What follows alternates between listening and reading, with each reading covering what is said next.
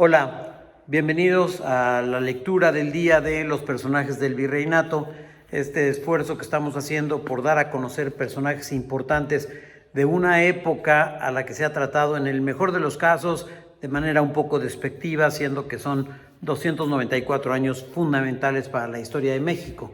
Este libro, Los personajes del Virreinato, fue producido por nuestra editorial tratando de mostrar un poco personajes fundamentales en la historia de México.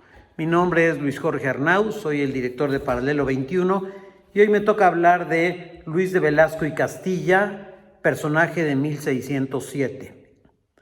Es uno de los gobernantes españoles más destacados que hubo en América en el siglo XVI, un personaje inteligente, honesto, instruido y muy leal. Nació en Palencia en 1539 y reunió los atributos que le valieron una triple designación de virrey, porque fue 2 veces virrey en México y 1 vez en Perú. Conocemos su aspecto físico gracias a un retrato de 1585 en el que vemos a un hombre de complexión delgada y rasgos muy finos, vestido discretamente según la usanza de la época, enfundado en un jubón negro con la Cruz Roja de la Orden de Santiago y con gorguera amplia, este cuello amplio blanco que había, y con sombrero alto que distingue a los grandes retratos de los personajes de la época. Un rasgo lo distingue, usa anteojos redondos y atados con un cordel a las orejas. Al pie del retrato dice Luis de Velasco, hijo del primer virrey, lo cual fue incorrecto porque su padre fue el segundo virrey. Era conocido como el Mozo para distinguirlo de su padre, con quien llegó a Nueva España a los 11 años. Pasó de la adolescencia y juventud aristocráticas a la formación política, que lo vinculó con las estructuras de gobierno. Fue en varias ocasiones regidor del Cabildo de México y corregidor de Zempoala. Viajó a España para ocupar la embajada de Florencia, pero en 1589 el rey Felipe II lo mandó de regreso a las Indias con el nombramiento de virrey, para suceder al conflictivo gobierno de Villamanrique. En México fue recibido con fiestas, juegos y toros, arcos triunfales, guardias de caballería y repiques especiales de campaña.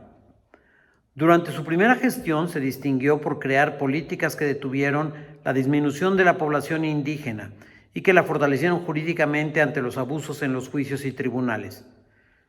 Protegió las costas y logró que los pueblos chichimecas aceptaran las colonias de indios tlaxcaltecas y otomíes para aprender con ellos un poco a vivir según las normas españolas.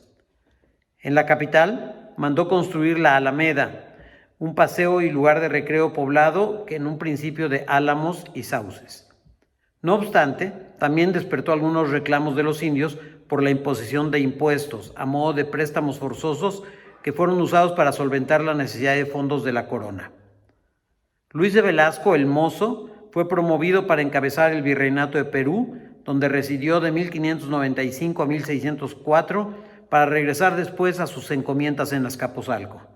3 años después, con fuegos artificiales lo volvieron a recibir nuevamente como virrey.